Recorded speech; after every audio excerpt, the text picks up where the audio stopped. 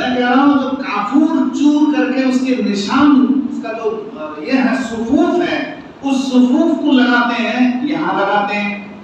یہاں بھی لگاتے ہیں، یعنی سجدے میں جو اعضاء سب چھوتے ہیں زمین کو، آدمی سجدہ کرتا ہے جتنا حصہ اس کا زمین سے ٹچ کرتا ہے، یہ ہے، یہ دونوں ہاتھ ہے، یہ دونوں گھٹنا ہے، اور وہ پیر کی انگلی ہے سجدے میں، اور یہ والا ہے بچھا پہ کھڑے ہوتے ہیں، بیٹھتے ہیں، اس کو کھڑا کرتے ہیں، وہ والا جو حصہ سجدے میں اس کا لگتا ہے زمین سے، اس حصے میں کافور لگاتے ہیں۔ یہ کوئی ضروری واجب نہیں ہے، لیکن لگانے کا طریقہ حدیث سے ثابت ہے۔ اگر کوئی نہیں لگایا تو کوئی بات نہیں، ایسا کوئی بات نہیں ہے۔ تو لگاتے کیوں ہیں؟ سجدے میں یہ اعضاء میں یہ حصے ایسے ہیں جو محترم حصے ہیں۔ ویسے تو انسان کا پورا بدن محترم ہے، انسان کا پورا بدن محترم ہے، لیکن محترم میں بھی محترم یہ اعضاء ہیں جو سجدے میں اللہ کے لیے جو اس نے جھکا ہے، بہت بڑا کام اس نے کیا ہے، تو اللہ کے سامنے جھکتے وقت میں بدن کا جو حصہ اس کا لگا ہے، ہم اس کا اکرام کرتے ہیں، ہم اس کا احترام کرتے ہیں، اس میں ہم کافور لگاتے ہیں، ادھر ادھر لگا نہیں جائے گا، ہم اس کا کیا کریں گے؟ کافور لگائیں گے۔ تو یہ نشان جو اللہ کی عبادت کے وقت میں نشان پڑتا ہے، اور جنگ کے وقت میں اللہ کے راستے میں نکلتے وقت میں جو نشان اس کا پڑتا ہے، یہ نشان اللہ تعالیٰ کو بہت پیارا، بہت پیارا، محبوب عند اللہ، حدیث میں آتا ہے یہ اللہ کے نزدیک بہت محبوب ہے۔ اور اسی حدیث شریف میں جب وہ حدیث کی بات نکل گئی تو میں پوری حدیث بھی بیان کر دیتا ہوں تاکہ آپ کو پوری حدیث کا ثواب بھی مل جائے، میں آدھی حدیث کیوں بیان کرتا ہوں آپ کو؟ تو اسی حدیث میں یہ بھی آیا ہے، اسی میں کہ اللہ تعالیٰ کو دو نشان بہت پیارے، اور اللہ تعالیٰ کو دو قطرہ بھی بہت پیارا۔ قطرہ میں ٹوپا،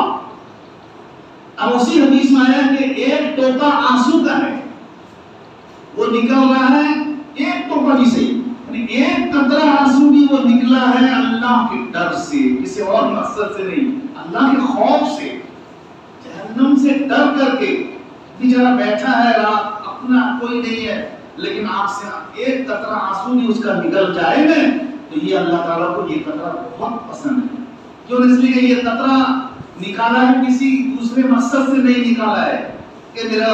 کچھ نقصان ہو گیا، میرا 1,00,000 روپیہ اکاؤنٹ میں تھا، کوئی جو ہے ہیک کر کے لے گیا، اب وہ دیگر میں بیٹھ کے رو رہا ہے، تو یہ رونا تھوڑی اللہ کو پسند ہے، یہ تو تم دنیا کے لیے رو رہے ہو، لیکن یہ رونا اللہ کو اسی لیے پسند ہے کہ تم اللہ سے کے ڈر سے رو رہے ہو، یعنی اللہ کے خوف سے رو رہے ہو، اللہ کے عذاب کے ڈر سے رو رہے ہو، جہنم سے ڈر کر کے رو رہے ہو کہ اللہ میرا کیا ہوا ہے، اللہ مجھے معاف کر، روتا ہے۔ تو ایک قطرہ بھی آنسو اگر نکل جاتا ہے نا اس کی آنکھ سے ایسے وقت میں، اللہ تعالیٰ کو بہت پسند ہے، یہاں تک کہ قیامت کے دن یہی ایک قطرہ کی آنکھ، ایک آنکھ سے نکلا قطرہ، آنکھ سے نکلا تو یہی آنکھ اللہ تعالیٰ کے نزدیک اس دن سفارش کرے گی،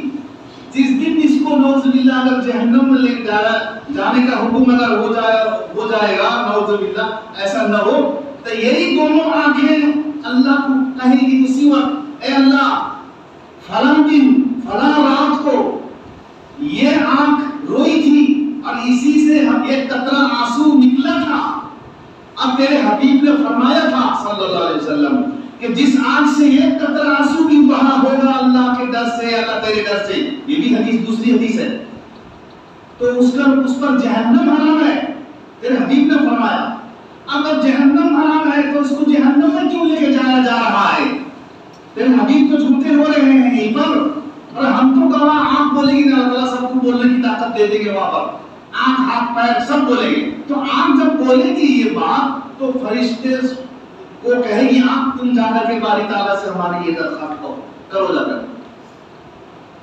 کہ اس آدمی کو تو جہنم میں لے کے جایا جا رہا ہے، اللہ تعالیٰ تو سب جانتے ہیں، مگر پھر بھی اللہ تعالیٰ سے تم کہو کہ فلاں وقت فلاں ٹائم میں دنیا میں یہ آدمی رویا تھا، رویا ہم ہی سے رویا تھا، آنکھ ہی بول رہی ہے نا، آنکھ ہی بول رہی ہے، ہم ہی سے رویا تھا، اللہ تیرے حبیب نے یوں فرمایا، کون سچے ہیں کون جھوٹے ہیں؟ اللہ تعالیٰ سے پوچھو، اور یقیناً تیرے حبیب تو سچے ہیں، اللہ